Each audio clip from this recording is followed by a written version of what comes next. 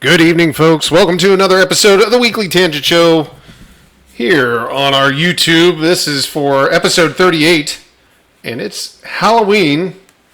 It is actually the 31st of October. Happy Halloween, folks. We're glad to see everybody here, as always.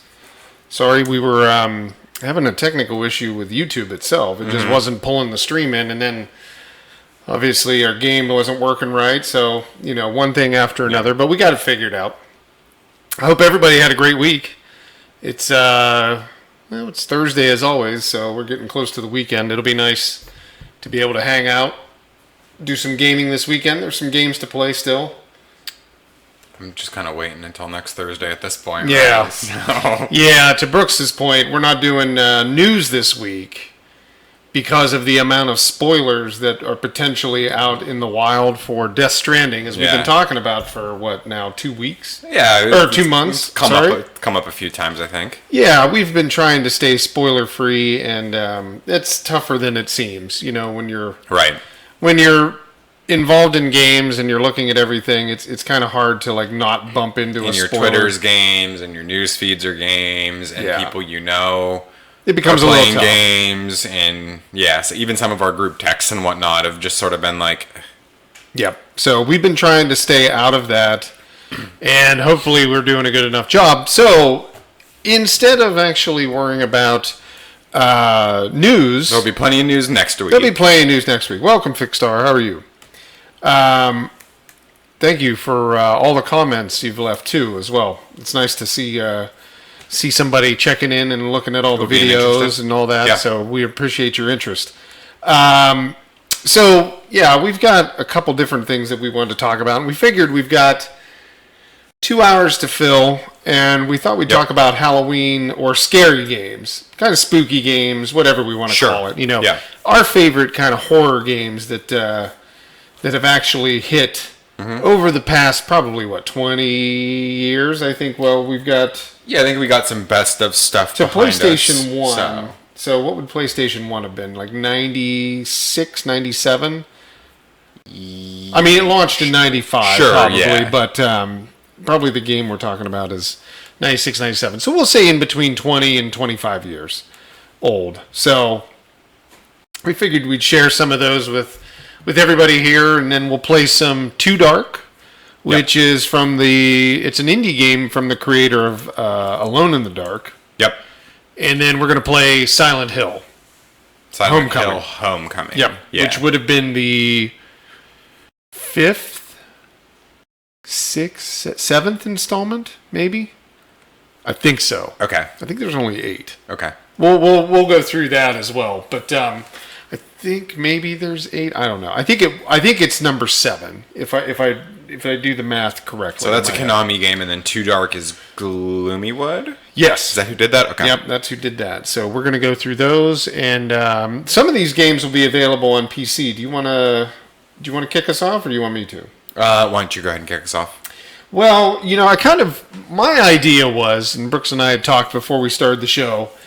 We're like, okay, which games do you want to talk about? So he grabbed like a little stack of it. My idea was, I split the stacks into, obviously, when we get into Silent Hill, that's this stack. So we're going to set those to the side. Okay.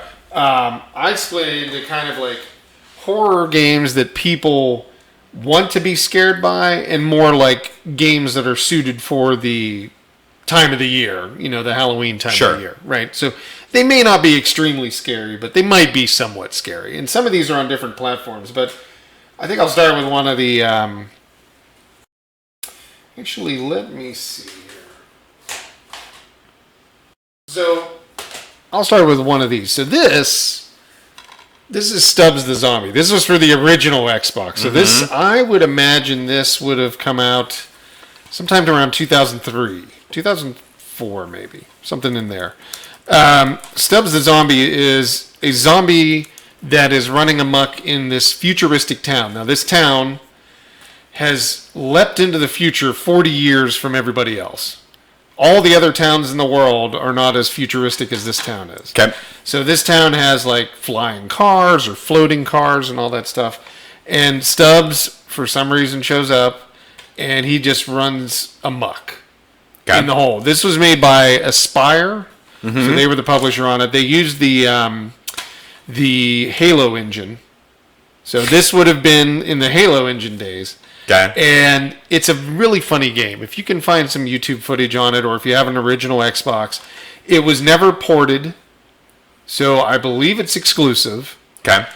It's not even available to run on a 360 as far as I know, or on a Xbox One. With the backwards compat stuff. Doesn't work. Okay. So you have to have an original Xbox to play this one. So it's kind of unique. An original Xbox would cost you about $35, $40. Sure. Maybe Then you got to figure out how to hook it up to your cheaper, TV.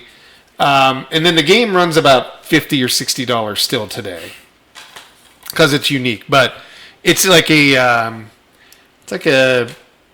third-person perspective. The box for a second. And it's full of funny just antics that Stubbs the zombie does, and he basically gets hordes of other zombies. Like, you bite somebody, they become a zombie in your horde, and you can send the hordes off. So it's kind of like Pikmin as well, or Overlord in a way. Okay. So before those were even made. I love the sell on this built with the Halo engine. Yes, yeah, they were trying to sell it. So that was one. So that could be, anybody could play it. Like, kids could play this. Yep. There are some crude humor, like toilet humor jokes in there, but I mean, in general, it's pretty good for everybody. So, and that one again is not available anywhere else, but that's one of my favorites. So, I don't know if you want to. Dig around. I got a few. We may not go through the whole list. I got a few to pick from, so I guess I'm gonna roll backwards a little bit. So this is a fun story about this game. So this game's called Eternal Darkness. Oh yeah. It's a GameCube game. And it was actually not a GameCube game. It was actually an N64 game that had been delayed, and they'd kicked the can down the road so many times that by the time it was even in a somewhat releasable fashion. GameCube was around the corner, right? N64 kind of had this, went through some tougher times with third-party development, right? Where everybody knew, like, the cornerstone games of N64 were from, like, Rare and Nintendo, right? Yep. So the game had kind of been... The development had struggled, basically. Yeah, it had some tough times. And so eventually, the very first time I saw this, I know you'll remember this. Other people watching might. I'm gonna pull up some images. Before GameCube came out, Nintendo rolled around and hosted these GameCube parties. Oh yeah. That you could attend. Yep. And was that actually like public events, or were they like small gatherings in like people's houses? This was like actually I went to two of them in downtown Seattle. And these were like Nintendo hosted. I don't remember how you had to get a ticket. I did something like this with Howie, my son, for the Wii U. Okay. The Wii U events were like this. Okay, as well. yeah. And tucked away at this event was this game. That was how I even first heard about this. Yeah. We're looking at some rough screenshots here for sure on this. Yeah. And I'm going to try and pull them up here. One thing that, well, I mean, there was all sorts of fun things about the game, but kind of what made this game unique was Nintendo had not really been known for. Yeah, you can kind of see the roughness of the game. It wasn't. Nintendo wasn't home. Welcome, David.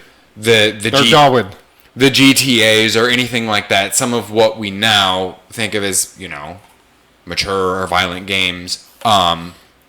You could find them on PC and you could find them on PlayStation, but like Nintendo's strongest venture into adult content was like Conker's Bad Fur Day, right? Yeah. Which was a rare platformer. So by the time this game came out, it had all sorts of unique parts to it, but the big hook of it was called the sanity meter. So as you're playing this game, and the game bounces around through, I want to say 7 periods of time. I believe that's it. I think there's kind of 7 characters you play. It moves around a little bit, yeah. And kind of the hook of the game is, as you're playing, you're kind of going through a history, and you have this thing called the sanity meter, and as you're playing, if you're not careful, things start chipping away at your sanity meter. Yep.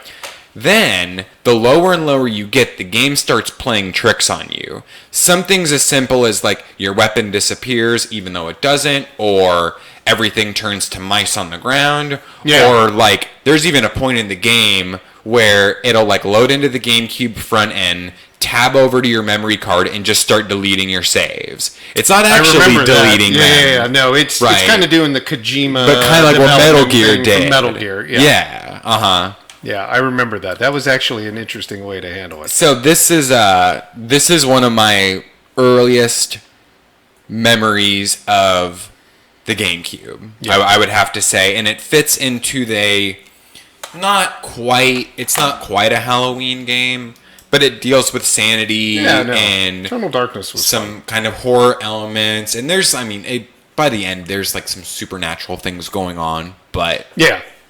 No, it was a decent game. I enjoyed that. I actually just picked that one back up. Our buddy Scott. We were talking about this. Got the disc, and then I was able to buy the actual case and manual for it for pretty cheap. But that one, kind of funny. Again, another game that never made it outside of the platform it was originally created for. So you can't play that for any other platform. Correct. Yeah, and then you could use a Wii technically. You could throw it into a Wii, but you have to have the disc for the GameCube. There is nothing else. Yeah. Let's see. What else do we got here? So I'm going to pull... Okay, here's one. So this one sounds good for a day like this. Yeah, it is. It's kind of meant for... All of these games are kind of horror-esque, psychological horror. They've got some elements of that. Scary. Yeah. But like I said, there's a stack here for more like anybody can play it, and there's a stack for the fans of like horror games and like tension and all that. This is Haunting Ground. So, whoops, I'll flip over so you can see a bigger screen. We'll pull up some screens. But Haunting Ground was a Capcom game. Yep. This came towards the latter part of the PS2 era, and it had a great companion mechanic in it. So it's actually somewhat off of the franchise of the Clock Tower franchise, if you remember that. Clock Tower 1 was on the original PlayStation, Clock Tower 2 and 3, which I think we have Clock Tower 3 in here as well, was on the PS2. And this came right at the end, and Capcom did this. And it actually had a mechanic with a dog. So a dog in the game, his name's not Buddy, Huey. His name's Huey. You can see him there by her. Huey is a decent, co-op partner led by the AI. So it's not that it was a bad mechanic. It was a different type of game, but it was done in a Resident Evil style. I'm going to try and pull up some images for you to kind of be able to see. But there's essentially three chapters to the game. You have three, I don't know what you would call them, bad guys, pretty much in the game that you're dealing with. And here's kind of the whole crew all together. So you've got your heroine, you've got Huey, then you've got your four characters. Actually, three of them are bad. One is, indifferent, we'll say. But all of these characters play a role in the game. And, the storyline is kind of wacky. It goes all over the place. And I don't want to ruin it because you could watch it. Just YouTube, Haunting Grounds. And it's a good one to watch on a Halloween where, there's people that have played through the entire game. I've done it once at least. But there's some good good YouTubers, Twitter, Twitch people that have done this game. Right. Have played all the way through it. It's pretty good. So I enjoy this one. A little bit more tension. You're always being chased in the game. Is this the game? Correct me if I'm wrong. There's no loading screens. Correct. Yeah. On a PS2, there's no loading screens. Yeah. Which is kind of ridiculous. So yeah. Yeah, no, it's nice, Fixstar. It's actually a really good game. I'm not sure why that's the thing I remember about the game. But it's kind of a unique thing. Yeah. The only other game, we have one of them in here, but Dead Space franchise is the only other one in the horror genre that I can remember having that, where things chase you. I guess Resident Evil 3 kind of had a little bit of it, where Sure. the Nemesis chased you through doors and things like Right. that. This game, everything can chase you nonstop, right? Like you have to kind of lose them, or you have to trick them, or you have to defeat them in a way to get them to stop chasing you once it starts. Right. So, kind of a unique game. You want to go next? Pull from your stash. Yeah. So we're gonna show another GameCube game, and it's funny. We're on the heels of Luigi's Mansion 3 just released. So I would have been probably 15. Let me do some math on that. 15. Yeah. When this had come out. So this is Luigi's Mansion 1. Also a GameCube. The original game. GameCube, yeah. I was, if Baltimore was here, him and I could discuss this at a little bit more length. It was kind of GameCube was kind of the first system I had where I was just starting to work. Yeah. I had my first job. Yeah, we've talked about that. I worked at a Babbage's in Bellevue Square Mall. It was a little video game store. It was like it was a part of Barnes and Nobles or whatever. Yeah, that's where they were. And so it was kind of the first system where like I didn't really have to wait around and wait for a birthday or Christmas or like whatever it was to get a particular game I wanted. Yep. I could just work and I would Buy whatever you need. and kind of like, I could spend my paycheck and buy a game or whatever. And so Luigi's Mansion was a launch GameCube game, and it wasn't real. GameCube did not have the strongest launch titles. We'll say that. But this game, I actually do think that it's funny that here, all these years later, that they finally made like a true sequel to that game. They did Dark Moon, which was a little more mission based. Yeah, that was for the 3DS. Yeah. And then they had done some things where they had kind of played with moving Luigi's Mansion around and porting it and Dark Moon and that type of thing, right? Yep. But the game kind of plays nothing like a Mario game. So it's not like Mario with a green hat, right? Yeah, there's no like it's not like a platformer in the sense of like you're trying to beat a clock or anything like that. You can basically decide how you want to. Well, there's specific paths of how to like solve each mystery. You don't fall off the edge. Right. There's no fireballs. Right. And the game is functionally, it's kind of like Ghostbusters, but with Mario characters. Yep. Right. So you run around with Luigi and I think what's his name, Professor Egad. Yep.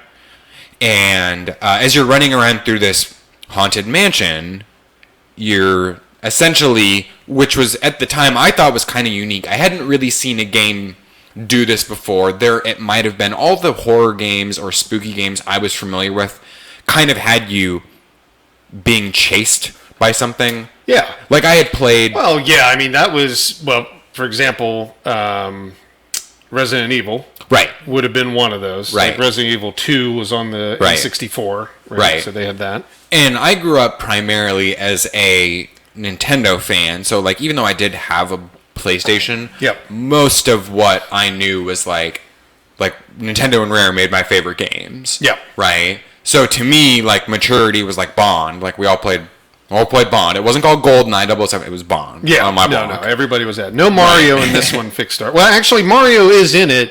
You're actually trying to track Mario down.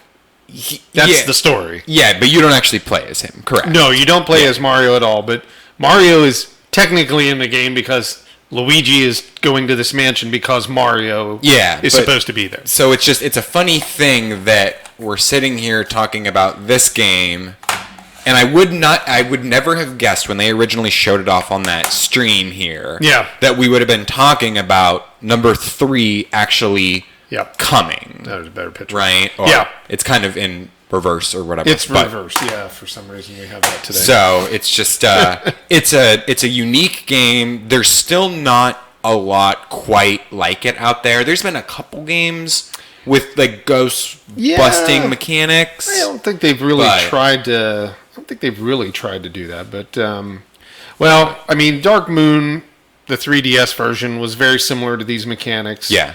Except it was done more in a mission based, and it was built for being more portable. Like you'd do one mission and then you could close it and go do something else. It might take you 5-10 minutes. Right. In some of these other ones, it's just continuous. And I'm pretty interested to see how they do that in Luigi's Mansion 3. Again, I've been trying to not be spoiled by a lot of these games that we're buying this year. Right. So I'm not looking into them. Right. But we're playing this one later on the Fat Old Gamers channel, funny enough, on launch day, because it just launched this morning. Right. Yep. I guess last night for some people that probably digitally downloaded it, it was available. I didn't see a lot of people streaming it, though, but it could have been. I didn't just see it in the group that I was watching. Yeah, the only reason I didn't buy it last night, well, because I knew you were buying it. Yeah. But it was also because I'm in the middle of playing Outer Worlds. We've got another thing next week, so I was kind of like, can I fit this in? So it kind of really worked itself out naturally that we got a copy, we're going to play it. Yeah, the first couple games I mentioned here are from, I guess, when I was a little bit younger. I think my next couple selections are a little more recent in memory. Yeah, but you had a little bit more current, I guess. I don't know. You want to grab another game? Yeah, I'm going to grab another one. Let me grab the images real fast. I was just going to see if I could find a couple that really represent what we're going to talk about, because this one, it's a Wii U game. And there wasn't a ton of games for the Wii U. Again, it's a Nintendo system. I keep hitting the wrong thing. The Wii U probably only sold like somewhere around under 20 million units total. I don't even know if it was 20. Right? Yeah, it might have been 20. But it did have some decent titles for it that now are being ported over to Switch. One of them being... this game actually wasn't ported over to Switch, but could be. It was actually ported to many other systems, like PC as well. PS4? Yes. Make it over there? Yeah. Yeah. So, the game is ZombiU. And this was this was exclusively launched on the Wii U originally, before Wii U ended its run, and then I think it was able to be deployed other places. Correct. I think that's how that works. Because I believe it's an Ubi game. It is. Ubisoft did it. Yep. And the game itself is pretty fun. It's kind of it's not scary so much. Yes, there's zombies, but you have weapons in the game. You're not having to run away from them. I guess you could in some cases, but it uses the waggle. You can shake things at them. It uses the full controller. Talk about the writing in the game. The writing in the game, you mean on the wall. Oh, on the wall. So the it's very similar to Dark Souls. Right. Where people could leave clues and things like that for you as you played through the game. So you could write on the wall, I believe you could write on the actual pad, and it would show up. There was like 15 or 16 different ways you could use the Wii U pad itself. Yep. You could hold it up and it was like in IR mode, so you could like read the notes. You could like look for things. You'd use it for touching the screen to type in codes and things like that. The game is available now, like we said, on PC, on PS4, but it doesn't use you don't have the Wii U pad. So it was kind of unique for this game. It's not super scary. Like I said, you have weapons, but the unique thing is when you die, you don't come back to life as the same character. You actually end up being another character, and you can go find the stuff that your character was carrying when they died. So it does work like Dark Souls, in a way. Right. And it more along the line, it more lines up with the new Watchdog Legions coming down the road. Sure. Yeah. Where you die, you take the role of another character, but you can go find that original character stuff. And it's kind of like permanent in that regard. Yeah. Right. So death, they call it permadeath, but the game doesn't end. You just start as another character, and you can go find their stuff, and the story deals with that as well. But kind of a unique game. It's, this is more along the lines of what it looks like when you're playing the game. It takes place, I believe it was London, and you're in the London Underground, like the metro. Right. And you're basically surviving in that area. The game really utilized the Wii U tablet. Yes, it did. In kind of its truest sense of like there's not a lot of HUD on your screen when you're playing. It's very much in your hands. Not for the Wii U version. Like everything is pretty much on the screen on the Wii U tablet. And to answer your question, Fixstar, you're not a zombie initially. No. you play as a human, but if you die, that character becomes a zombie that you will run into when you play the next character. Mm-hmm. So you basically wake up as somebody else, and you start the game right where you left off, but you will eventually run into that zombie of your first character or your second character or whatever it was. Because you don't have... There's infinite amount of characters you can play. The game doesn't end that way. So, kind of a unique game. A little bit different than a psychological horror game, like Haunting Ground, where you're being chased and you have no weapons, right? Or any of the list of games that we have sitting here. So that one's kind of unique.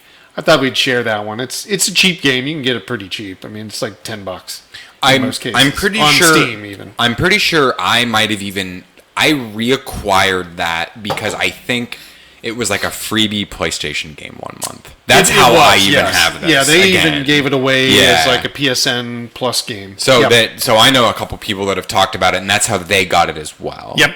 So a different one. So what else do you got? We've got a stack here, and we can probably talk about them as we play some things too.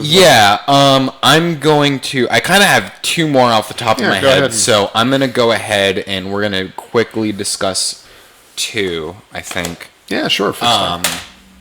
So we love talking about games. So my first couple selections were when I was more of a teenager, and one of the reasons I kind of shifted platforms away from Nintendo onto PlayStation or PC or Xbox was just as I got older and I started to mature, my tastes in video games started to where I wasn't always interested in Donkey Kong or whatever. And I had a tremendous time playing Donkey Kong, but here more recently, Capcom came out with they brought Resident Evil back to the survival horror roots after they had done Resident Evil 4, which stars Leon, and then they had done that game.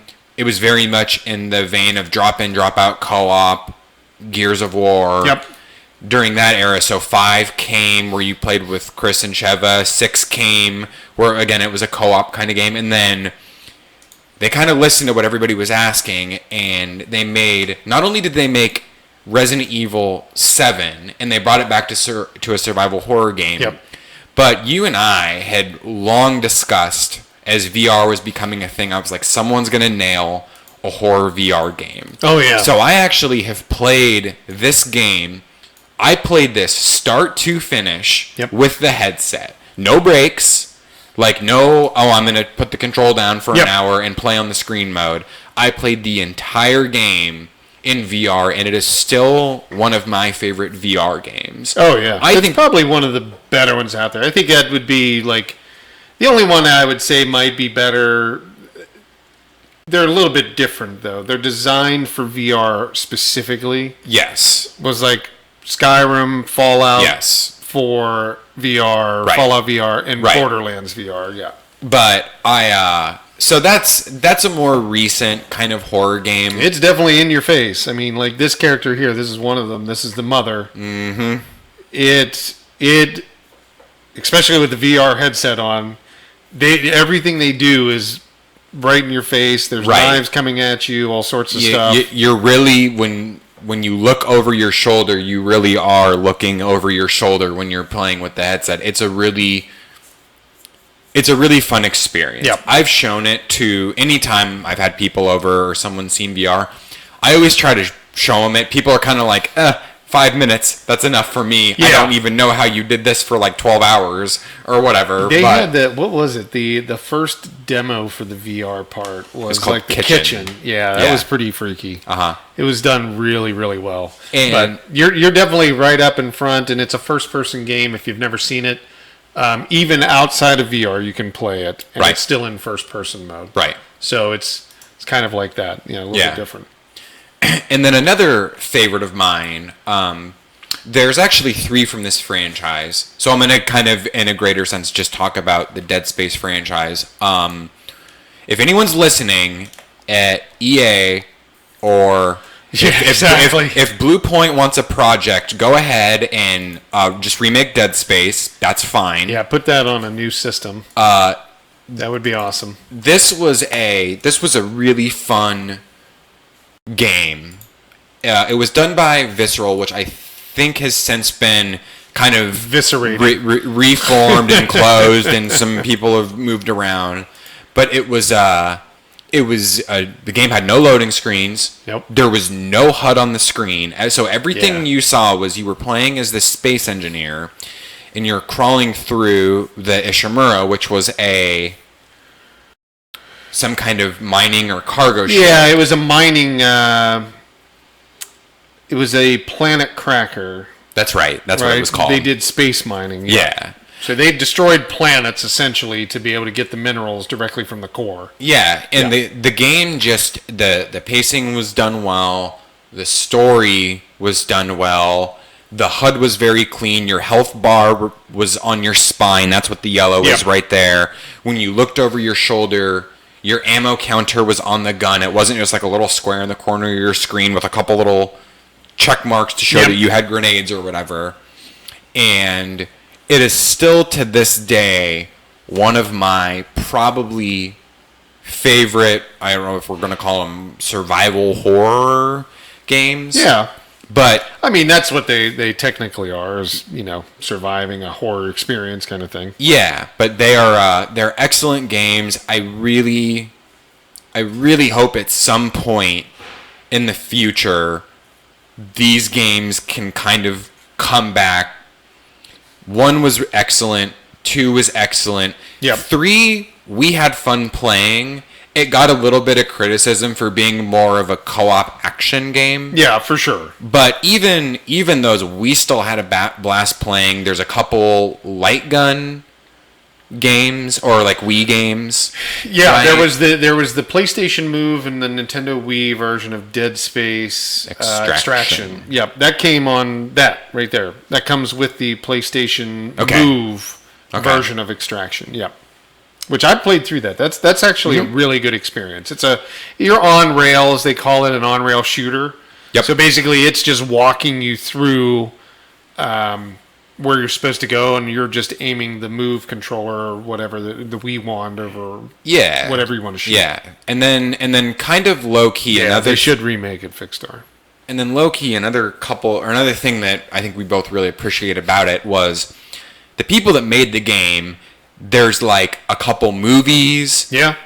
And there's a fun extended universe. There's a couple movies. I think there's a book. There's a couple books. Yep. Yeah, and it all kind of pieces together. There's like these planet crackers and these markers and these engineers. There's a religion. Yeah, and it's involved in it. And depending on what you want to know about the universe, there's all these different sources of unitologists. Yes. Yeah, that's what it was. They're unitologists. And so it's a really fun. The games hold up very well just on their own. Yep. But if you really get into them, there's this full extended universe for you to go explore, which is really cool. For sure.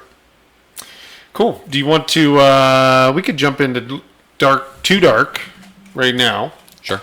And then we've still got a stack here that we can kind of work our way through and talk about. But let's just jump in and do a little bit of gaming. So I'm going to start that up really fast.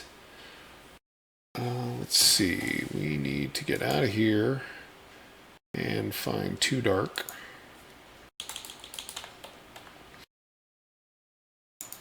We'll talk about that as we go through as well.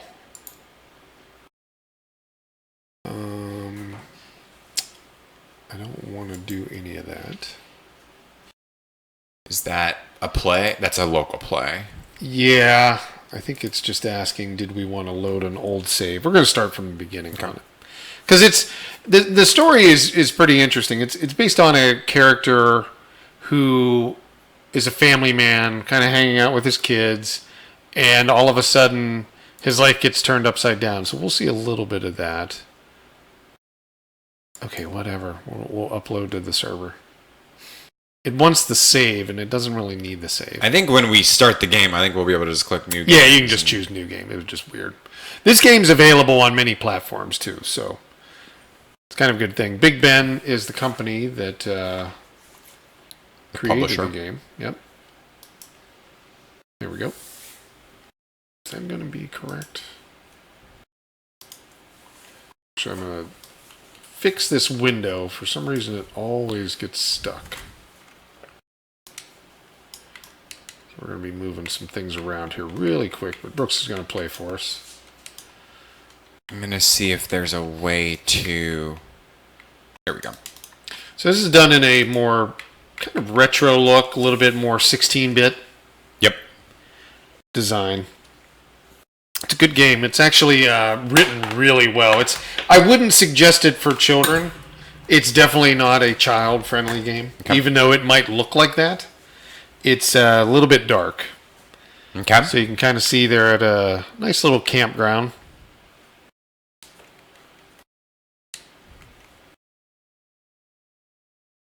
And again, let us know if there's any audio issues. We can't hear it on our end. But everything should be capturing correctly. Okay.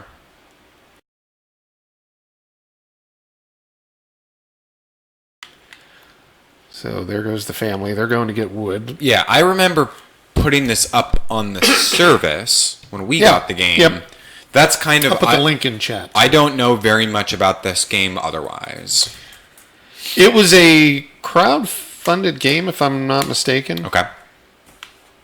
It's been a while. We were looking at some games and, what we wanted to play for tonight. And obviously Silent Hill, we just got that in. We just got the Konami titles onto the service. But this was a good game, and it's got a decent rating. It was well received, but it just didn't sell a lot. Okay. Not just on our platform, but on any platform. Here's the link to the game if you want to find out anything more. Off with the kids. Yep. That's too bad. So somebody took the kids. They killed the mother. It's too bad. Trick or treat. So the guy ends up becoming more like a Max Payne character. Okay. All right. In that sense. A little bit of a Joel situation. Yeah, a little bit. Kind of not happy about all the stuff that happened. He's still trying to track down what could have went wrong. Mm-hmm. As he's gotten older. Lives kind of a rough life. You can see as he's walking, there's the indicator for sound. Yep. So the noise that he's making, that'll come into play in the game as well.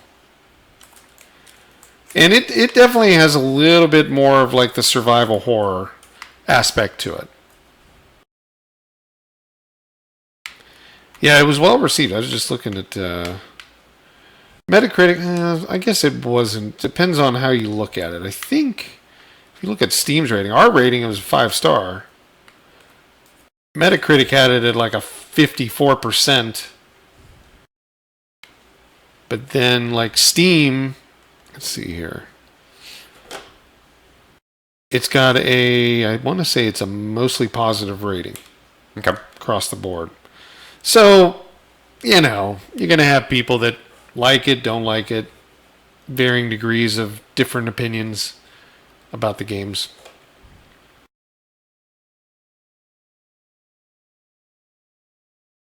Yeah, it is kind of unfortunate that his kids were taken, Fixstar, no doubt.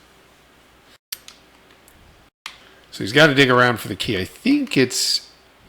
There you go, in your pocket. I was going to say, there's a point where you need to... Is it not dragging it over?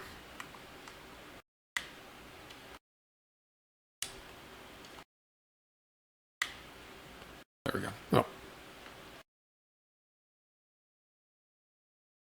So the guy who wrote this, Frederick Renault, he was the creator of the original Alone in the Dark. Not the subsequent ones as far as I know, but the original Alone in the Dark, which would have been an early 90s sometime PC horror game is where I think Alone in the Dark originated. First time I ever saw it was a little bit later in its life, and I played a version on Dreamcast. Let's see here. Well, that would have been, yes, that was the older ones. What was the guy's? 92 is when the PC version was, the original Alone in the Dark was developed. Okay. Was 92. So that was early PC. It would have been just at the beginning of Windows graphical user interface. So, like Windows 3.1, 3.4, or something, or whatever it was. 3.2. So he had been involved, but what was the character's name from the Alone in the Dark franchise? Was it starts with a C? Crosby?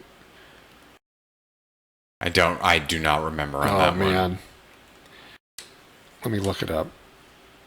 It's a character name that I can't forget, but it's been so long since I played it. I just don't remember how to say the name. Edward Carnaby.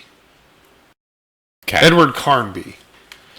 Edward Carnaby was the character. He's essentially in every subsequent Alone in the Dark game. He was the hero or whatever. But Too Dark is a different franchise altogether, but written by the same man. Okay, so I should put the book back on the shelf. Yeah. Let me get back into chat here. Well, Brooks is working his way through. We'll kind of see a little bit there. Was he looking for? I believe he's looking for, at this point, there's a map or clue. I thought I was trying to get into the secret room. Yeah. Let's see here. Use some candies as a distraction. Yeah, probably clues, Fixstar. He's definitely trying to find a secret room. The guy keeps all of his, information he's tracked down on his kid or kids' disappearance.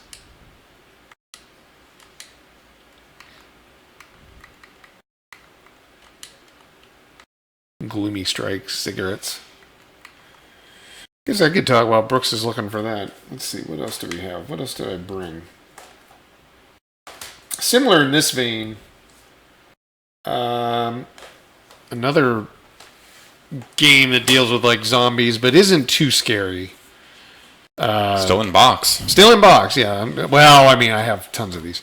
This is the Xbox version of Dead Rising 2. Dead Rising 2 was kind of unique in the sense that you fight hordes and hordes of zombies with like the crazier weapons that you can imagine, like motorcycles with blades on them, dual-ended chainsaw, bamboo poles, lawnmowers with wheelchairs attached to them so you can run the lawnmower blades first into the zombie crowds. Lots of gore. Not a scary game. It's more fun, but it deals with zombies, so it goes well with the holiday. And as we were talking, there's a unique component to Dead Rising 2 on the Xbox 360. There was a game called Dead Rising 2 Case Zero that was exclusive to Xbox 360 as a download. It was like a $5 prequel, yeah. It's a prequel, yes. And you get a chance to play like the first hour of the game. It's not even the first hour is not even in this game. It's actually a game that happens before. The prequel actually happens before you could even play, start. And then you could bring some of your progress over. Yep. And yeah. You still have the same character, Chuck. Chuck Green, I think his name was, and his daughter. Oh, I can't remember her name. Is it on here? I can't remember. Anyhow, his daughter she has the zombie virus, and if you don't know the world of Dead Rising, there's being a zombie or having the zombie gene or not gene, you're infected with a virus, and that's what turns you into a zombie. You can suppress the virus by taking Zombex. Yes. His daughter has the zombie virus, and he has to keep buying the Zombrex to be able, and it's like every 24 hours. And everything in Dead Rising, the franchise, like Dead Rising 1, 2, or 3, is based around events of time. Yep. You have 24 hours that you have to keep giving his daughter this Zombrex to keep her zombie virus at bay so she doesn't turn into a zombie. You have X amount of time to be able to handle something over in this one part of the game, or you have X amount of time before the rescue chopper comes. These are all things that you have to deal with in Dead Rising, so kind of a neat game. the reason why I brought this one was it's a unique version of it because there's that prequel that goes along with it. Right. There's also a post game as well called Case West, which is with Frank West, the original guy from Dead Rising. From 1 who later comes back in 4, if I recall. Yeah, and was he in 3? No, it was the Norman Reedus looking dude in 3. I'm certain of this. I believe he was in both. I believe Frank West and Chuck Green are there. Show up in 3 at some point? Yes. Okay. We don't want to give too much away, but yeah. If not, it might be. I know he's for sure. Frank West is in. He's definitely in 4 because it's basically him. It's about him, but I swear he shows up in 3 as well. I'm not even sure what I'm looking for right now. Still haven't found the nutcase who displayed in Gloomywood. I think. I need a weapon. Is there one in the kitchen? You think this guy would turn some lights on in his own house? You would think so. Yeah, they kind of have a solution to the virus, but it's not a great one when you got to keep jamming that Zombrex. Right. If you bought the special collector's edition, there was an actual syringe, not with a needle, but a syringe of Zombrex that was included with the collector's edition. Was it a pen? Yes. Okay, I recall that. Yep.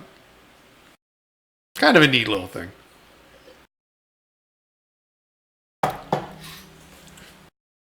There's something beeping up in that one area. Oh, there you go. Maybe you can keep going around the fence.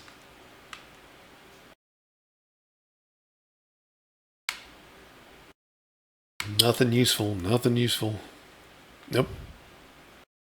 Is he using his lighter? Yeah. That's how he lights his way. That's right.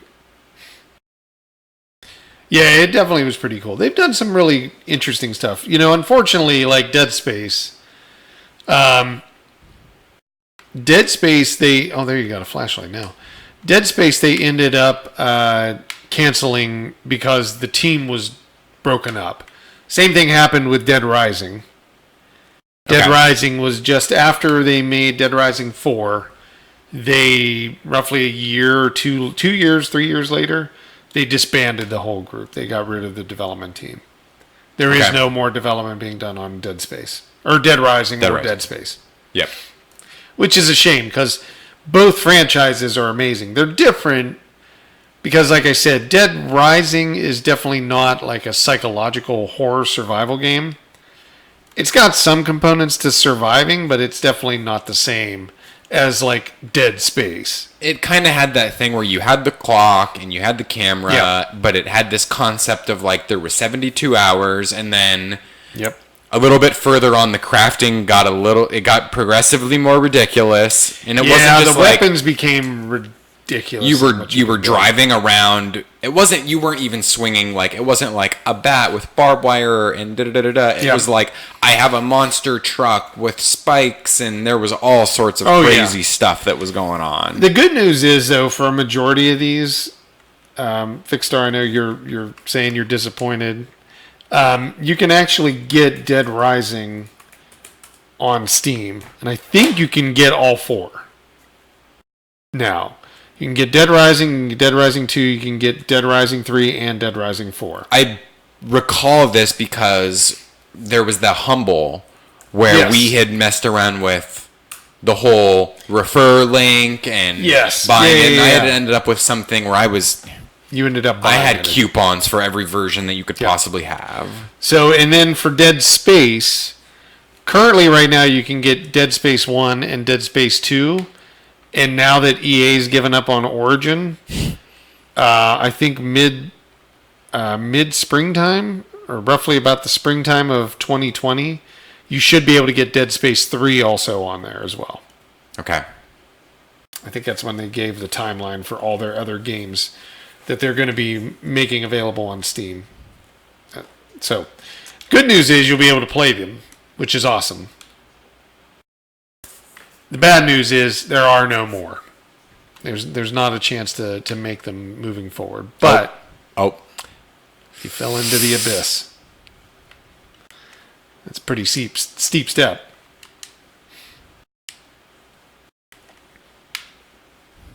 I'll let Brooks have another run at it here real fast.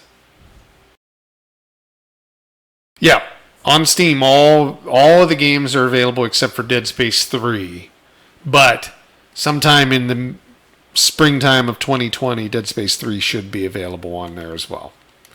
So, you can actually get a chance to still play them. But, like I said, you're not able to... you won't see any new ones unless EA and Capcom kind of go, okay, we're bringing the bands back together and we're going to start fire up some development. I mean, EA, the way they put it on the original Dead Space was they took a risk in launching that game. That was when they were in this, like, we're going to bring on some titles we don't know how well they'll do kind of stage. Sure. Right? They weren't they weren't your Battlefields or anything like that. They were like recurring and they crank out money left and right. They were taking a shot on something that they had never done before. And I guess, I mean, to an extent, so was Capcom. You know, they launched like Lost Planet right around the time they deployed Dead Rising. What did EA call this initiative? Was it Big? No, that was their sports stuff. That was the sports one? Okay. They did have a name for it, but I can't remember.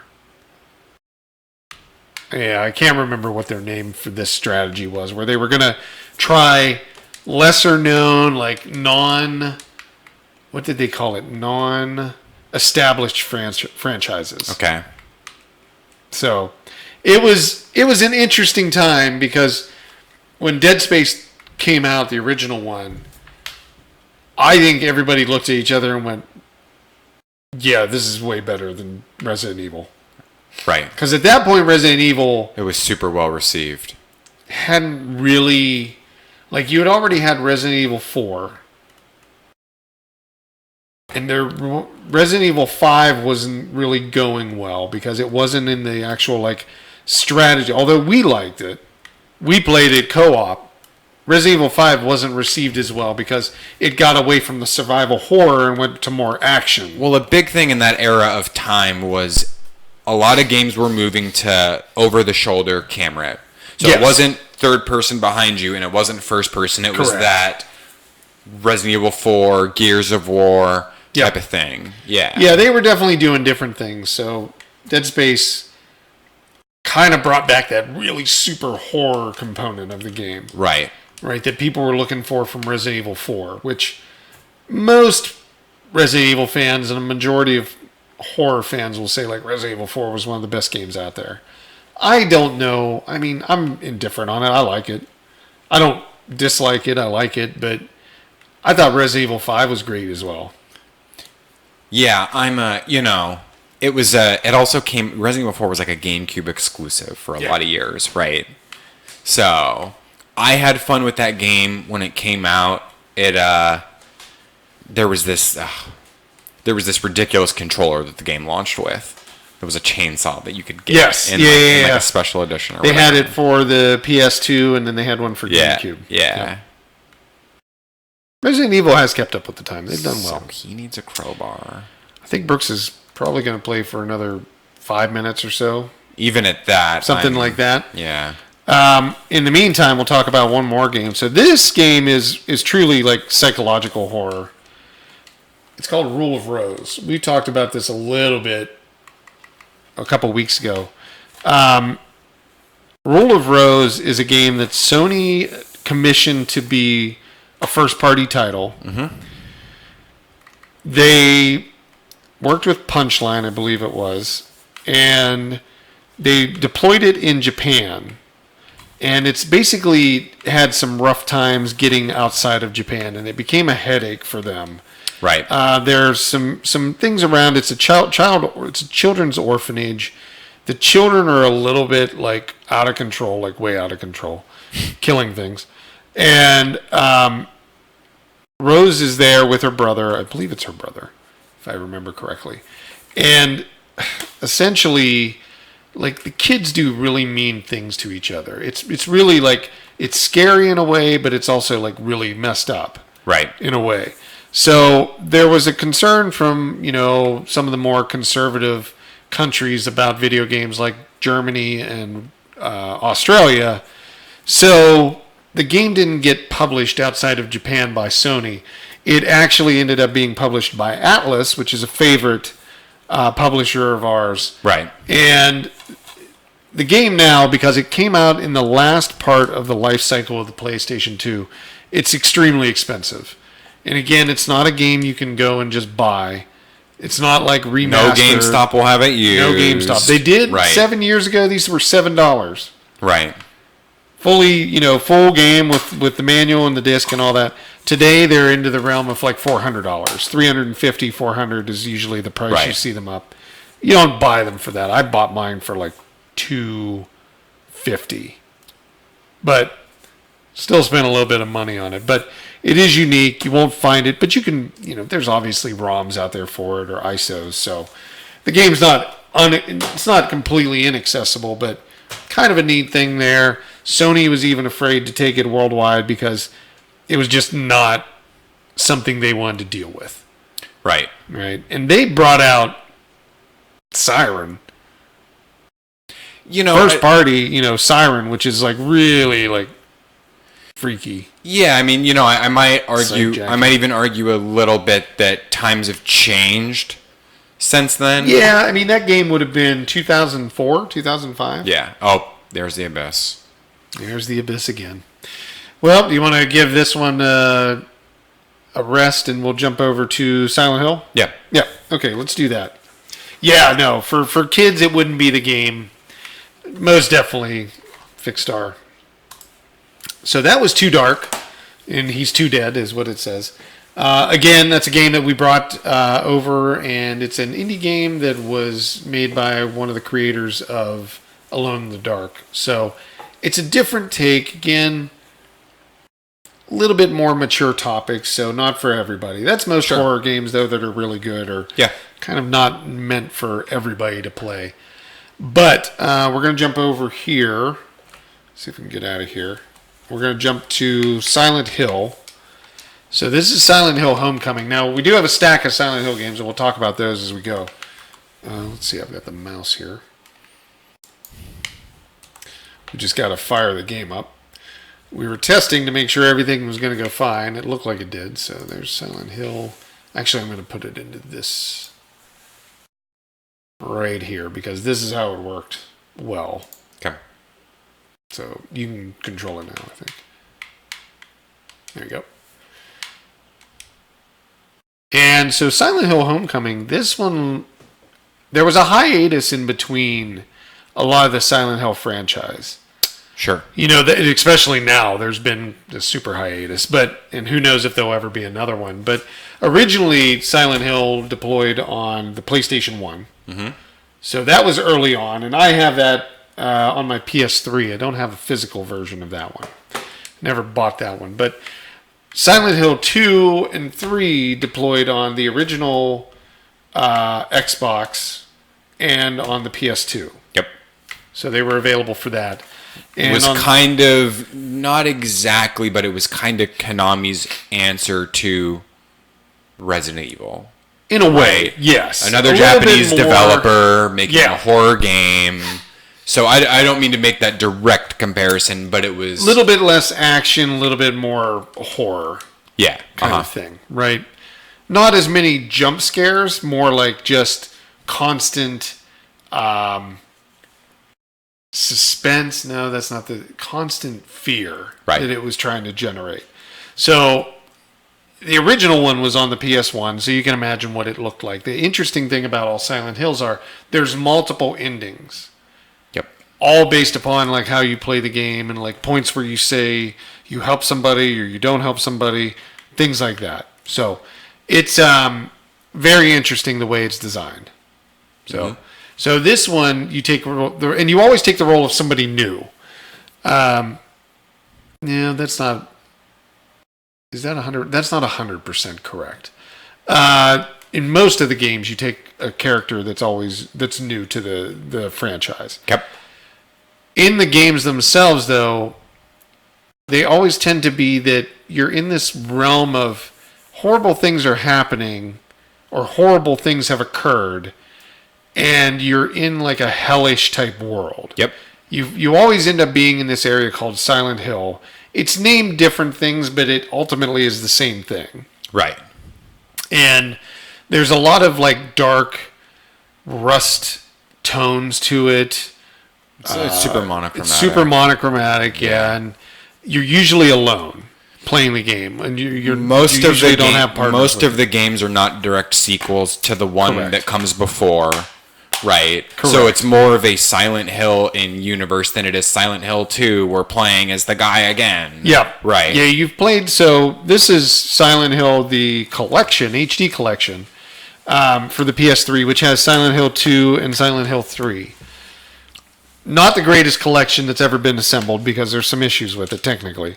But the idea is like it does cover 2 games in it, and I also have Silent Hill 2 for the Xbox here as well. So you play different characters in this. You play James in number 2. You play the girl that I can't think of her name in 3 that's trying to deal with her dad issues. Oh, I can't think of her name off the top of my head. Anyhow, 2 different characters, completely different things that are going on in their lives. There's always a twist in them as well. In Silent Hill 2, which a lot of people say is the best Silent Hill, okay, it really gets dark, and it's kind of weird, and there's some fan theories and all this stuff around like what happens at the end of the game and what happens at the very beginning of the game. So they're all interesting. They all have a lot of story to them that you have to draw out of it. You don't really know the full story until you really start digging around. And it's kind of something that Brooks likes. I know this for a fact. He likes story where you can hear things, tapes, audio, different, pieces and bits of information as you go through the game. These games are loaded down with that. Yep. They're very much it's a big part of the game itself. So you had Silent Hill 1, you had Silent Hill 2, and Silent Hill 3, and then you started to get into some different ones. So Silent Hill did something very similar to the way Resident Evil did it. They branched off and they made a game called Silent Hill The Room. The Room came out. It was an exclusive. Build the Silent Hill 4. It was not an exclusive. It was available on PS2 and Xbox as far as I remember. Okay. And then it came to PC. It brought a first-person perspective to the game.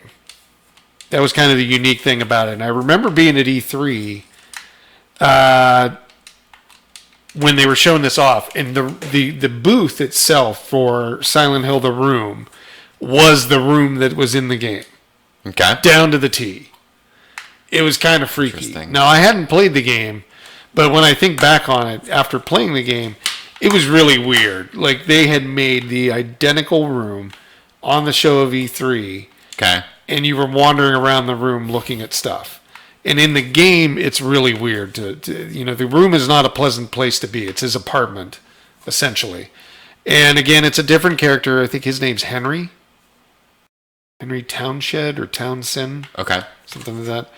And he's basically trapped in his own apartment. But there's this portal that he can go through. I believe it was in the bathroom. It wasn't the toilet itself. But it was in the bathroom. There was a portal. And that would lead him into this kind of Silent Hill world. Like the music starts, like the heavy music starts hitting. And you've got like all the chains and noise and creaks and cracks rattling. And like things are all the monochromatic like rust tones that it begins to change into, and then there's the enemies that chase you. So there is some action in the game. Not a lot of great action. Like, you're never powerful in these games. Right. You're swinging a knife or you're swinging a crowbar.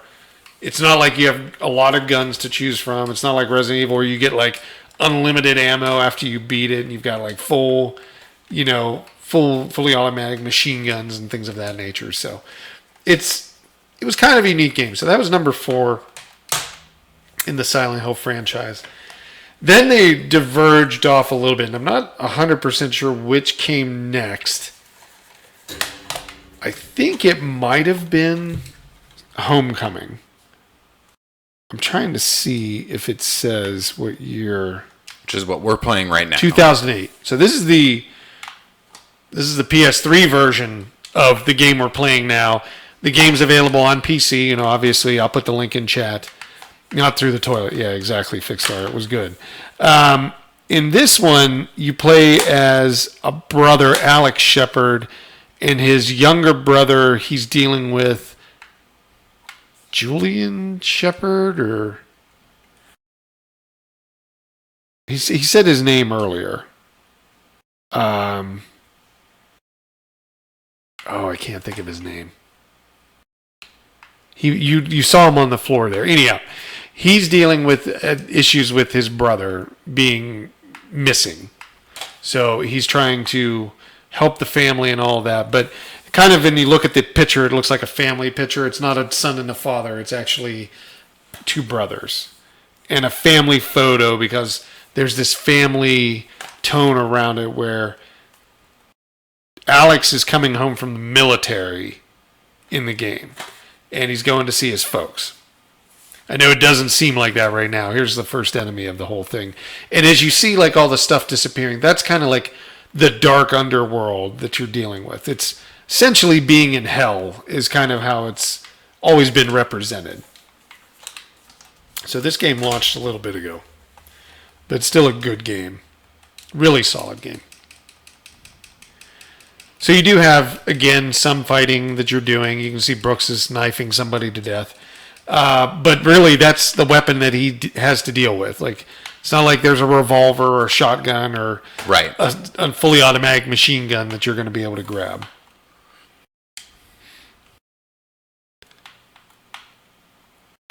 And you kind of, in the game, after the world changes to the more hellish, like, rust-covered world, you backtrack where you were before. That's usually kind of the standard. Do you want to throw the game onto the screen? Oh, do I not have the game on the screen? When did I do that? I thought you were showing off the boxes. Oh my god. Yeah, okay. I've been talking about this for so long. Oh, well, we had the game up for dark. Too dark. Yeah. Yeah. Sorry, I wasn't. Oh, yeah. No, I was just saying that we've been on camera for a few minutes. We've been on camera for a bit here, but this is the game itself. This is what Homecoming looks like. That was my problem. Yeah, the dark underworld. This is what it looks like. All kind of rusted. It's all chain links and fences and.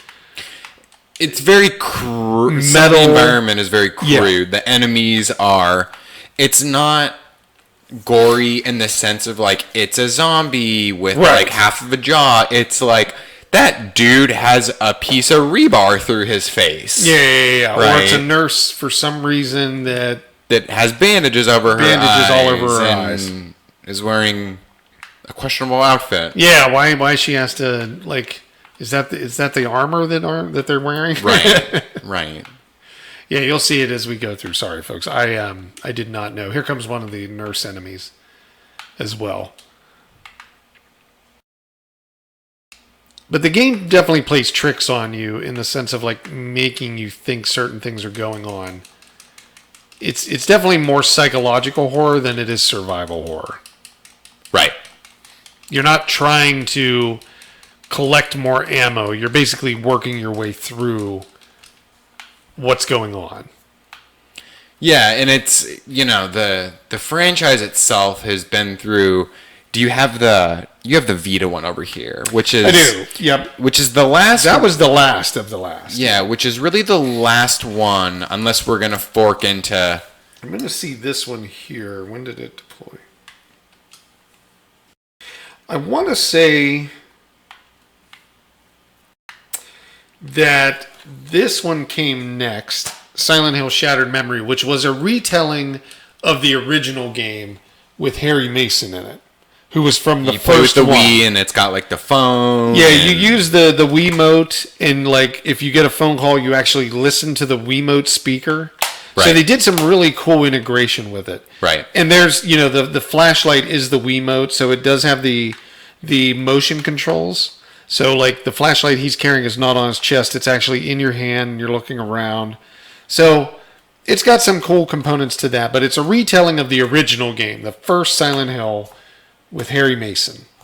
So, and all the characters that went with it, but this game was available on the PS2 and on the Wii. They did it for both. So this game came, I believe, before Homecoming. Okay. Yeah, because it was on the PS2. Homecoming came next. And then there was some for the PSP as well called Origin. I only briefly remember them. They were full Silent Hill games. They were a truck driver. I can't remember his name, but they also retold each other's stories, or it was the same character in both stories as far as I remember. Okay. Yeah, you got to fight bugs. You fight all sorts of weird things in the game. There's a character very well known in the Silent Hill world as Pyramid Head. Right. That's what I commonly associate the main villain or one of the more famous villains. But he was only ever in two of them. He was there you go. He was James from the second one's sexual desire. That's how it manifested. Okay. In it. That's how you've really got to read deep into these games. They give you all the information, but there's so much around it that you really have to read deep into how the monsters and enemies are tied to the characters. What kind of reality you're even in. Yeah, how the reality is, and are you dreaming it or is it actually happening? So we're getting to a point where it'll be a little bit of that sense of what's going on in the games. The last one to make it to real console or to the actual console world, not portable consoles, was Silent Hill Downpour.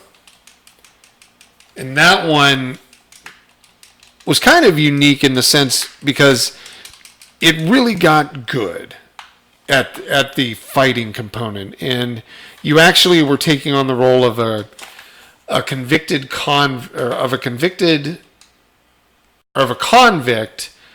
but the guy wasn't a bad guy. He was trying to get into prison to be able to kill another guy that had hurt somebody he cared about. So it was more like revenge. Okay. Was in the game. And it really was a great game. It was one of my favorite ones, probably. Downpour was my favorite Silent Hill game. But again, it's not a game that's been redone. The shame about it, and kind of goes back to what we've been talking about, is that horror games just don't last long. They last for a period, but then companies seem to let go of them. We've had this conversation both on and off screen, but it's just they never seem to. I don't want to say they don't age well, but that's kind of what I mean. Yeah. Right, and they're kind of set in the period of when they deploy, when they launch, and then they don't survive much beyond that. The franchises, Silent Hill probably is the longest standing horror franchise in terms of the amount of games that were put out. Outside in psychological horror, Resident Evil for more survival horror. Sure, yeah. A little bit dissemination between the two. But the only one that's withstood the test of time has been Resident Evil. Capcom still produces those games. They just made Resident Evil 2 this year, early in January. Mm-hmm. They're going to make... There's his brother right there. They're going to make Resident Evil 3 a remake of it. Heavily rumored. Yeah. 8's already been quasi-confirmed. And we know that they're making a 4v1 or 5v1. Yeah, Project Resistance. Right. And they really did a good job with Resident Evil 7. So, although it goes through lots of up and downs, they still make them, and sometimes they make a bad one, sometimes they make a good one. The Silent Hill franchise, Konami stopped. There was one more game after this portable version. So the next game in the lineup was Silent Hill Book of Memories. It's a portable game, and it plays kind of like Diablo. Top down. Yep. Fighting, a little bit more action. It's nothing like this. You can play 2 players. You can play 2 players. You can even do it online, I think.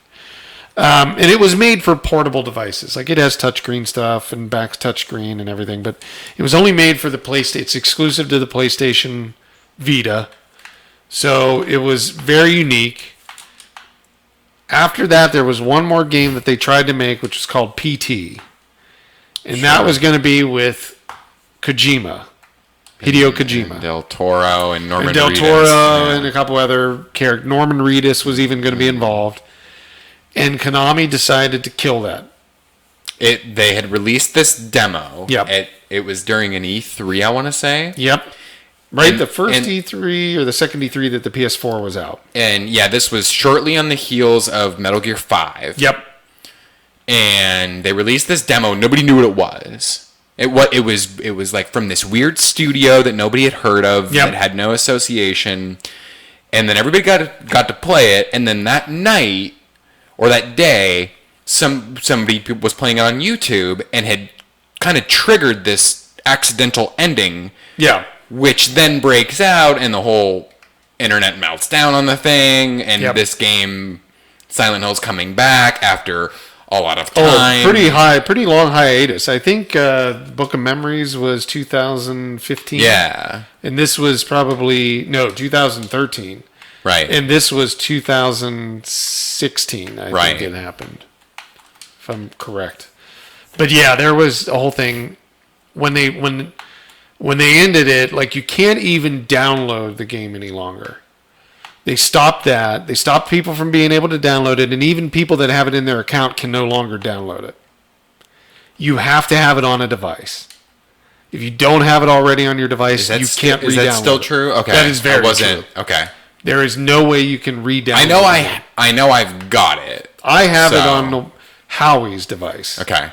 I've kept that one just on there because, well, for one factor, it is a kind of elusive thing and people want to play it. And if you want to play it, you got to buy a PS4 with it on it already. Right. And they were going as high as like $500-$600. I didn't keep it for that reason. I wanted it to have it. Funny enough, I sent our buddy Baltimore, who works with me on the Fat Old Gamers channel. I sent him a PS4, and I had to like tear everything off of it because it was Howie's PS4, so Howie could keep the PS4 with PT on it. Okay. Because there is no way to get it if you don't already have it on the device. Jeez. Yeah. So it's an elusive thing. It doesn't really mean much. Essentially, Konami stopped developing Silent Hill. Yeah, unless you want to talk about that slot machine here from like a month ago or whatever. Yeah, slot machine's coming out for Silent Hill because Konami got into the slot machine business. I didn't even think they ever made a mobile Silent Hill game, did they? Something wants to tell me somewhere along the way they made like a Silent Hill Match 3, but maybe not. Let's look that up. We got some time.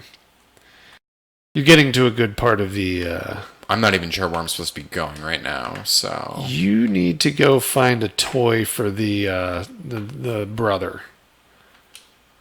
So kind of go find where he was at. If I remember correctly. You got a key there. So go back down and go through the double doors.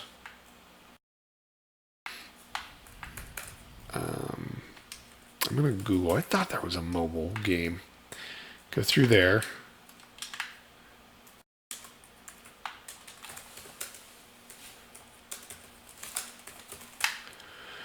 And then, let's see. You're looking for door.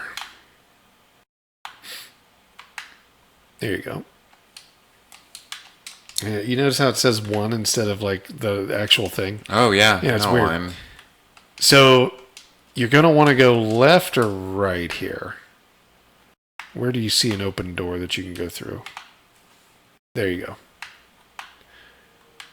That's a save spot. Saved there. There you go. And then go down that hallway to the right. And there's a door on the left that you can go through. Silent Hill Mobile. So there was a mobile game. So the lock's broken, so that door does not work. 2007. It was a mobile version of Silent Hill 3. Oof. That just... Keep going. There's a door there that you can get in. There it is. There's the toy. These are always fun parts. Who's taking the toy? I don't know. What do you do in these cases? I'm going to reach inside and take the toy back. That's what I would do.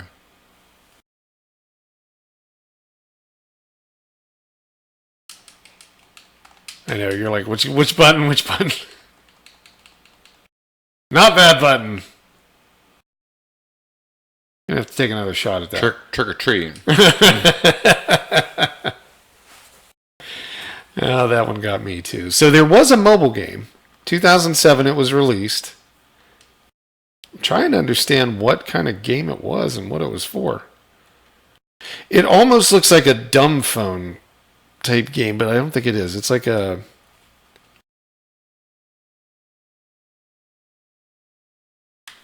It must be for iPhone.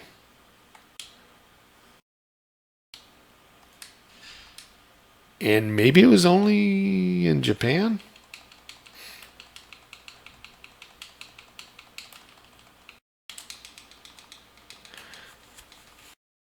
Oh, wow. It's like a hidden object game. It's like a mobile phone hidden object game. Okay, so to be fair, I wasn't that far away from match 3, though. No. Right. That is crazy. Okay. It might have only been available in, like, Japan or something. The big hog scene. Yeah. I don't know. It's tough to say. But it looked like it was for, like, Series 60. Okay. So, like, Nokia 6160. No, maybe 6620. That fantastic device. Long before the iPhone was available. I never worked on that. You should tell me about this phone. No. Tell you all sorts of that stuff. Okay, Rob, where you at? Oh, there he is. Oh, so you got to go back through that little door. It actually had you starting right where you needed to be, I think. Do you have the toy? Yeah. Oh, okay. So, yeah, look on your... press your right bumper, and then there you go.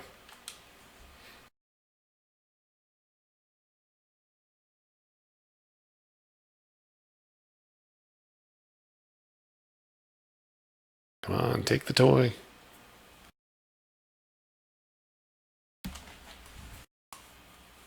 But yeah, it seems like barring something significantly changing, I don't foresee there being another Silent Hill game.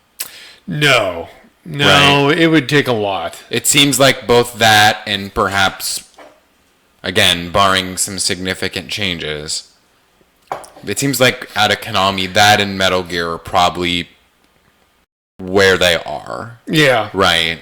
Well, there's also other franchises, right? I mean, what's some of the other stuff they used to do? There was Metal Gear. There was Castlevania Silent is Hill, a big one. Castlevania. I mean, they really haven't done anything new. They're just remastering Castlevania. Right. Same thing with Contra. Well, I guess to be... Well, they did just do that new one. Contra. Yeah, it's not the original Contra. It's like a twin-stick shooter with aliens. Exactly, yeah. I mean, they just, in general, they used just what they did was use the name. Right. At that point. They kind of, like, stripped out everything that made Contra. I've heard people say not their favorite Contra game. Yeah.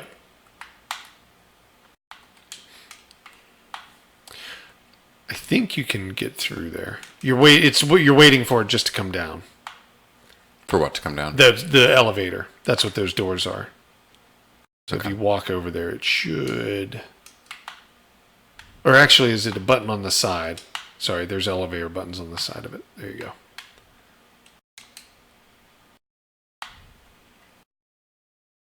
So Alex is hot on the trail now.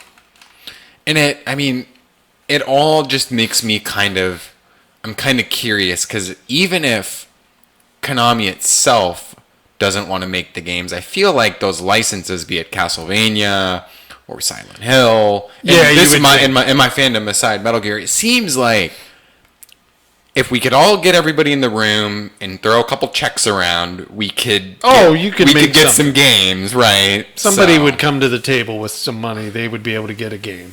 You're listening, Blue Point. There's another project. Yeah, Blue Point does. We talk about them a lot. They do an amazing job with remasters. Right. Remakes, I guess. Remakes and remastered. They've done a little bit of both. Yeah, they've certainly done both. There's a fun... You wouldn't remake... I don't know. I mean, Resident Evil 2 was a remake. Right. Yeah. So. They got onto...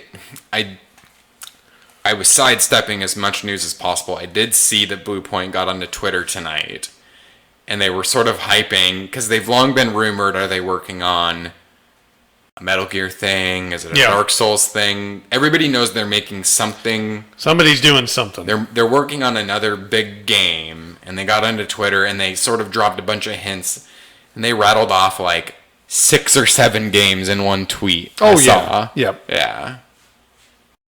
So now they're in Shepherd's Glen. It's not Silent Hill, but it's basically Silent Hill. So he was just... You think he's dreaming. Okay. I know, yeah. Fixstar just saw that. She's a little bit taken back, like, by the change in what happened. But yeah, that's kind of the mind game that they play in Silent Hill games. So he was sleeping in a truck driver's truck, coming home he was discharged from the military. Okay. So he's going home. That's why it's Homecoming.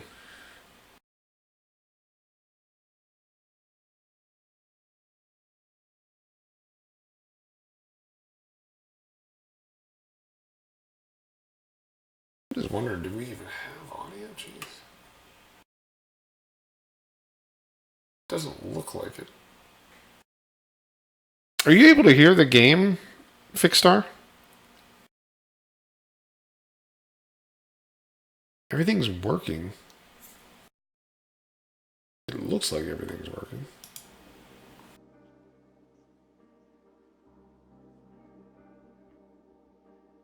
We'll see if... because there's such a delay when I ask that.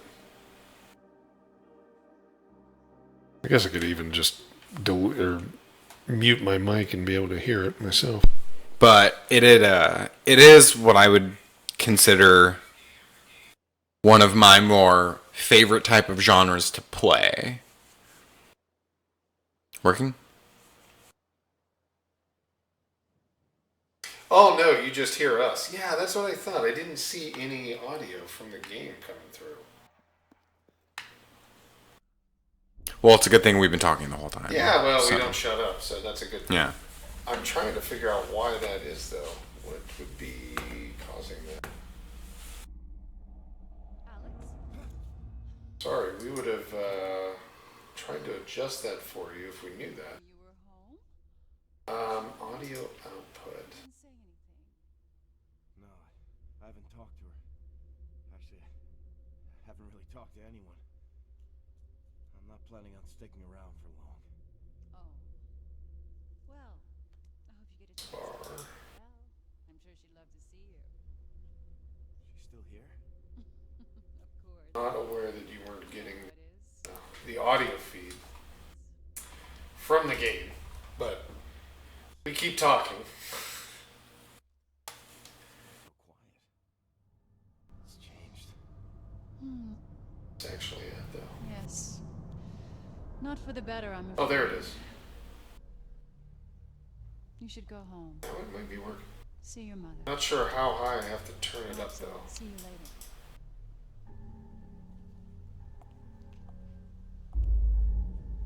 You look well, by the way. Thanks. That's too loud. I'm going to take a listen here. Do you want to mute real quick just so I can...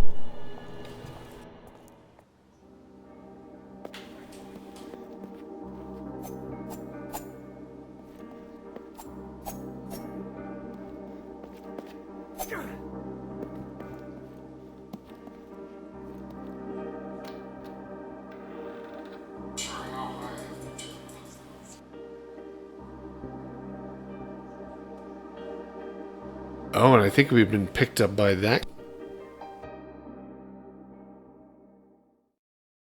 Yeah, I can We're having hear all it kinds of now, fun and tonight. It's picking it up through the wrong channel, which is really weird. So have we not been in these mics the whole time? No, I don't think so. Oh, okay. I'm afraid to turn that mic off too.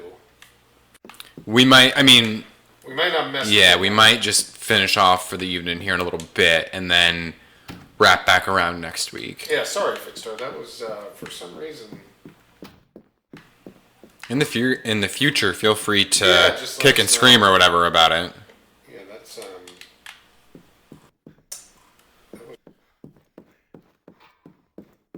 We had an issue with our XSplit a couple days ago, where you were trying to load the scene and it wouldn't take it or something to that effect, and I don't know. They must have done an update to it. I'm trying to think what. It's not picking up the mixer, as far as I know. So I think it's picking us up on that camera. It's all good now. Well, that's good. Sorry, I could see it doing that, but I just didn't understand why it was not picking up audio. Do you know which direction is forward in the building, out the building? Go turn around. Go back to the main street. Take a right. So right here, take a right. I know, you get turned around in this game with all the... So, they kept up with this idea of having this fog. Right. Originally, the fog was because they couldn't do draw distance. Right. It should be on the left-hand side, up here. So, like, they kept with it, though. They kept it around because it just works. Right. Well, it's one of the interesting things about both kind of, I guess I'll say, horror games and stealth games that over time the technology has allowed it to, you know, back in the day there was no black wasn't really black or dark wasn't really dark, but Right. but now you've got, whether it's your screen can be dark enough, or you know, you used to have an indicator like back when you were playing Manhunt 1. Oh, yeah. You know, but then you got to like Splinter Cell and it was like, no, it's actually dark. Yeah, right? yeah, exactly. You know, Yeah. and you didn't have to have an indicator of like, you're in stealth, you're not in stealth, even though, right? Right. So- They had a little bit of a... Well, developers had a rough time, like in the beginning, trying to make things they wanted to happen. They got creative with it. Right. Like one of the big ones was, wasn't it the N64? Okay. Everything had fog in it because they had issues with doing the draw distance. Sure. Right. That was always a thing. So like every game had that fog in it. And Hello? it was there to basically block off so you didn't see things being drawn in the background as you were moving. Right. Racing games were a big one. Like Okay. Vito Adventure Racing and Right. Cruising USA and stuff like that. I think even Mario. Well, Mario Kart was maybe because obviously they knew he was working. You think he's dreaming again? Yeah, it's kind of funny. It goes back and forth. It definitely moves around on if he's dreaming or not. What's your problem? That's his brother. This is when he lived at home with his brother.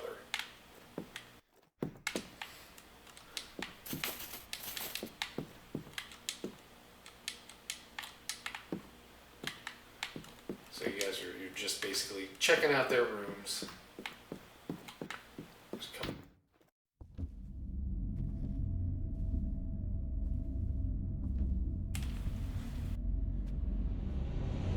Their teeth look weird to me. I don't know why, but he was talking to that woman. The teeth look really strange on the characters. I hadn't even noticed that, and now that you say that, I'm sure I'm going to hone in on that in every sequence where they show teeth. Yeah, it's just, I don't know. They were trying to make them separate instead of looking like dentures. But there's something about them, I don't know. But right before we had our issue, or audio issue, or we kind of figured that out, I was sort of droning on about it, kind of the survival horror and stealth. It's kind of one of the genres that I would call something of a favorite. I like the pacing, for a long time there's been, you play enough MMOs or looters or whatever, right? And it's nice to come back to a game when, like, it's not this big, like, you're busting through stuff, you're hustling down, you're chasing gear, you're chasing loot. Yep. So it is something that I really do enjoy, this style of game, whether it's Silent Hill or Resident Evil or something more in the vein of like a stealth, like a Splinter Cell or a Thief or something like that. Yeah, for sure. But for sure, it's a different type, different design, a little bit more in depth on story, Your father went a little bit more unforgiving. right, You're not a bullet sponge in these games. right, every You get into a fight, you got to know how to like get through it or have enough health potions or whatever item you need. right. Kind of with Resident Evil as well. Whoa, Oh, what kind of bullets are in that? like to kill an elephant. Mom, what's going on here? He's concerned. Mom's acting a little weird. But she's telling him, like, hey, your brother's missing. Your father went to look for him. Now they're both gone. Don't know what's going on. Don't know why the world changes colors. Don't know why Satan's spawn Okay. comes out of the earth. I had this dream. I just have a feeling he's in trouble. Don't worry about it. I'll find Joshua. Looks like shark eyes. There's no life behind them. She looks like she's like 2 hours away from becoming like Marguerite Baker Yeah, from Resident yes. Evil 7, right? Marguerite Baker. What was that? That's a perfect example. In the rocking chair, Yeah. right? Just like It's like the old grandma. Or, that for the record we both called was going to be like Yeah. the main villain of the game the whole time. Yeah. But knew that. Learned that a long time ago. So if you go back up to the bedroom, I'll help you out here. There's a puzzle. So in these games, I guess, in Resident Evil and Silent Hill, there's puzzles. And sometimes they're difficult and sometimes they're not. There were some difficult ones in Silent Hill. So look at that bookshelf there. So the books are selectable. You see how they light up? You can move them. So it's not really a puzzle, but you got to move them over to the left.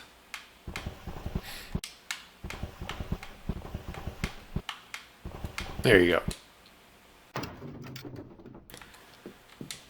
Kids had a little stash hidden away. So now you got some maps of the house. So I hope you kind of run around and work through it. This is wild. Yeah, it is. It's a different type of game. It can be really intense, really spooky. When the music starts, like one of the big problems, Fixstar, for example, is like you haven't had a chance to hear like when the music starts, right. and really drives that like creepy sensation or What's going on? sounds and all that. They do a lot with sound and music in this game. In all the Silent Hills, they do them, but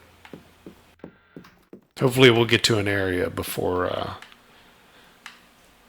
too long. We got about 10 minutes, and I think we're going to be able to find it, if I remember correctly. It's been a while. Oh boy, there's nothing. Nobody wants to see standing water in their house. It's all fun and games until somebody plugs up. Yeah, the there was drain. like open circuitry and a flood. This is going to go well. Let's see here. Look at that. 2 feet of standing water and bubbles coming out of. Uh-oh.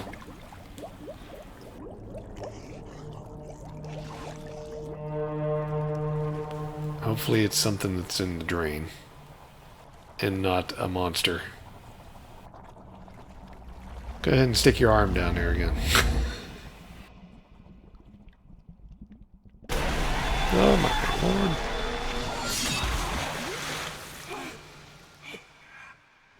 lord. Man, if it was me, I'd be hightailing it up those stairs. Yeah, what's he... I would not be like What is standing he- shocked. Let's go. Let's go.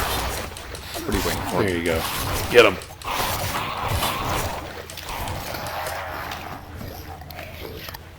Goosebumps music. Yeah, that's exactly what it is, Fixstar. You can feel that it makes you tense when you're like listening to it. We don't hear it right now on our end, but I know exactly like the points where it's like starting to do that. Safety latch. Where's the safety latch? Do you know where the safety latch is at? Not off the top of my head right now. Let's take a little cruise. I think you also go outside as well. There we go. Oh, look at that. I don't know about having to sneak through, like, material. This must be when he was a kid. Oh, Dad's. Dad! What the hell are you doing? You know this place is off limits. I don't ever want to see you in here again. Are we clear? I'm sorry. Yes. Yes, sir. Lead me to my project. I'm making beef jerky. As far as anyone knows, he's making beef jerky. Yep. So. Door's locked. Can't be opened without the right key. So you may have to head upstairs. If I remember.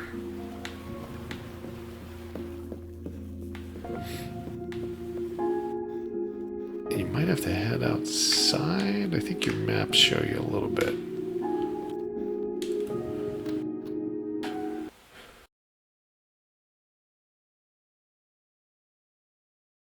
The towns are somewhat open, Okay. but there's always roads that are blocked off, or things always change when you're playing the games. I think you made that point. Like, if you're playing the game long enough, like something will change, or something will move, or something will adjust, and you can get through an area. But like here, the road's blocked off. Like that wouldn't be a surprise if you saw that. Everybody's just perfectly fine with like half the road's gone or the earth. Just missing. And what was the other game? It was like Evil Within Evil 2. Within does this. Has that. There was things that were missing in it. Like completely like gone. Yeah, well, And everybody seems to be okay with it. What was the other horror game that we played recently that we were... I don't even know if it was on stream, but we were looking at... We're on Steam, and it's like inspired by, and it was like the who's who of every game that we liked.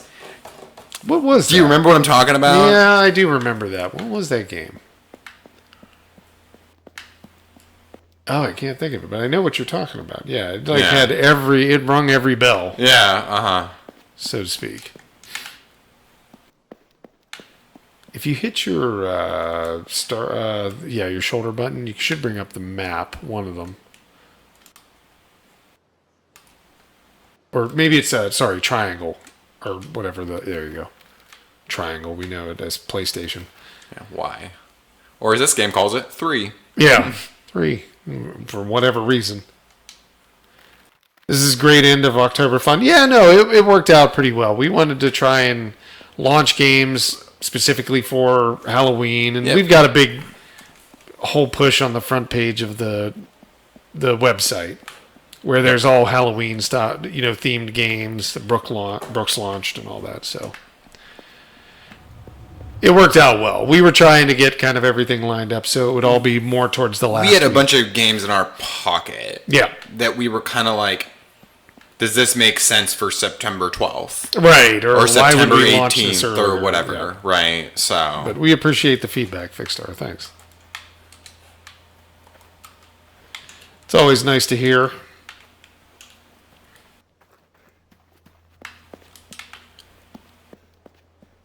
And I'm sure a lot of people are out trick-or-treating. Well, maybe that's almost over now since it's almost 8 o'clock.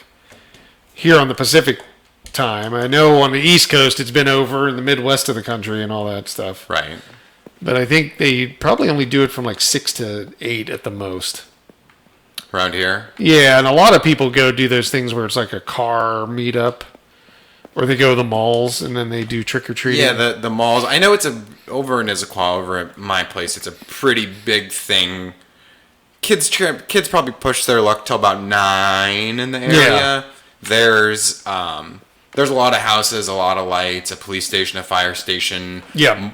3.5 schools. Yes, half. Right. So It's it's pretty just, impressive. So it's a pretty happening thing. So it's in town. They walk around and they go house to house. Oh yeah. Did they come to the back of your house, or they only hit the front door? No. The dog doesn't have any of it. No.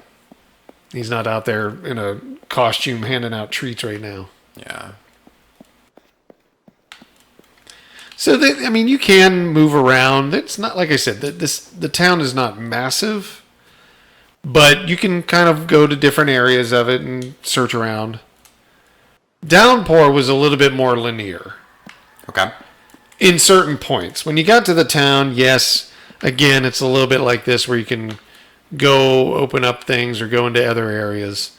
But definitely a little bit more linear. I think Shattered Memories was very similar. It was more linear. Okay.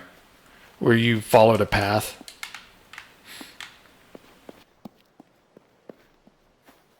Not a lot of like reward or anything for exploration. Yeah, it's just it's a franchise that I have not played. You've played more than I have of this. So yeah, I've liked them. I when I ran my own Twitch channel, every October everybody would be doing like horror games. Right.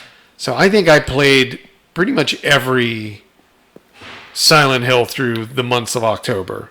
And then like Resident Evil and some of the other ones you see lined up here, which we didn't get to every game, but not that they're all necessarily interesting either. I mean, it's just more like the games that I liked or Brooks liked.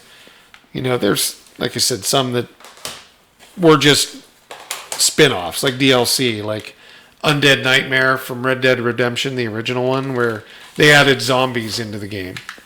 Which was kind of a neat, a little unique take on it. You could play it as a standalone game, or you could play it from the base game it had. Yeah, another one I had some fun with. I didn't mind the Fatal Frame games. I had a good time with some of those. Yeah, Fatal Frame, very similar to, I guess Eternal Darkness had a camera in it too, didn't it? Wasn't there a point where it had like a camera? No. I'm thinking of Fatal Frame. But I'm thinking of Fatal Frame 3 for some reason in my mind. And I was putting that into conjunction with Eternal Darkness. One for the 3DS that did have a camera was Spirit Camera. Yep. Which is neat because it has an AR book. And you actually have to spin 360, like holding your 3DS to like hunt the ghosts that are after you and stop them from attacking you. Very similar to Fatal Frame. Right. Same idea. You'd take a picture and it would stop them from attacking. But a lot of games like that. I mean, those are, all those are really, really interesting games that I had enjoyed playing through. I mean, some that use the 360 Kinect sensor, that was one. A lot of people don't care for this one, Rise of Nightmares, but it's kind of unique. It used the Kinect and, it was a Sega game. It was okay. I didn't have a problem with it, but I enjoyed those. Yeah, lots of horror games and a lot of good memories of playing those during the Halloween period of time or time of the year. But I think we're coming to the end here. I think so. We've hit. We're close to 8 p.m. I'm still looking for the key that I've not found. We'll let Brooks look for the key in perpetuity in this game. I don't think I'm going to find the key. Alex is going to be wandering around forever looking for the key. Yeah. When we shut it off. But we do appreciate everybody for hanging out, taking the time, checking out some of the games. Like I said, we wanted to talk a little bit something different for Halloween, and we didn't want to look at news because we're trying to stay spoiler free on that Death Stranding game, which launches next week on November 8th. So if anybody's looking at that, Fixstar, if you're interested, if you got a PS4, it might be a game that you want to look at. Thank you. We appreciate it. That was a good list of games. Yeah. There's a ton. We'll bring out next year. Maybe even next year I'll have like the footage recorded that I should have done. Sure. To kind of talk about each game. But we just thought, we don't want to look for the news this week because of Death Stranding, so we'll just... I'm not totally sure what we're even going to do next week yet. I know we've got some ideas, so... Yeah. It's going to be... I don't know. Yeah. We'll have to see what goes on with next week's show. Right. It'll be interesting. But we do appreciate everybody for hanging out. We're going to sign off now. Say goodbye to Alex Shepard and Silent Hill Homecoming. The links are in chat. Or actually, I'll throw the link in chat. I don't know if I threw the link in chat for Silent Hill Homecoming. If anybody's interested, the game's available. You get a little bit of a discount. It is a Steam version. Mm-hmm. So you go... you grab it and you activate it on Steam. And that's about it. We're going to call it good there. Hope everybody has a great weekend. Enjoy your Halloween. It's almost over. We're into Thanksgiving then. And we'll be doing a whole another list of games that are going to be deployed. Super busy month ahead of us. Yeah. Yeah, we're looking forward to it. We're getting into the fourth quarter. We're in the fourth quarter, but like the holiday time of the year. So we'll have some things planned for that. But appreciate everybody. Thank you, Fixstar. Good night to you. Everybody else, thanks for joining us. And we'll talk to you again next Thursday. Have a good night.